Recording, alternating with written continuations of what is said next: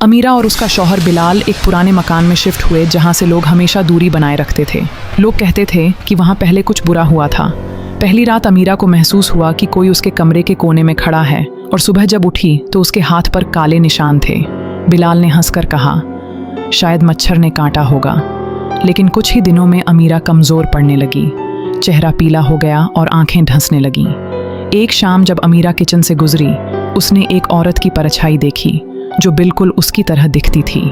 वह परछाई मुस्कुराई और बोली, मैं वही हूँ जिसे तुमने रिप्लेस किया है। डर के मारे बिलाल ने एक आलिम, धार्मिक विद्वान को बुलाया जिसने कुरान की तिलावत और दुआएं पढ़नी शुरू की। सूरह अल बकराह और आयत उल कुर्सी की तिलावत होते ही घर में हवा तेज चलने लगी, बर्तन हिलने लगे और एक काली धुंध सी उठकर गायब हो गई। लेकिन असली ट्विस्ट तब आया जब आलिम ने जांच की और पता चला कि इस मकान में सालों पहले एक लड़की रहती थी जिसका हक छीन लिया गया था। उसकी कहानी दबा दी गई और उसकी रूह सुकून की तलाश में भटकती रही। उस जादू या सिहर की जड़ दरअसल इंसानी जुल्म और अधूरी सच्चाई थी। कुरान की तिलावत और ईमान से अमीरा की सेहत सुधरने लगी, लेकिन असली सुकून तब मिला जब बिलाल ने पूरी सच्चाई सामने लाकर उस लड़की के नाम पर दुआ और माफ़ी मांगी और उसके नाम से एक छोटी सी यादगार बनवाई। जब इंसाफ हुआ तो वो परछाई भी धीरे धीरे गायब हो गई।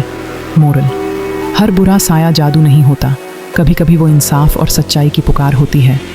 कुरान, दुआ और ईमान न सिर्फ बुराई को मिटाते हैं बल्कि छुपी हुई सच्चाइयों को भी उजागर कर देते हैं। इसलिए डर नहीं बल्कि हक और अल्लाह की तरफ लौटो।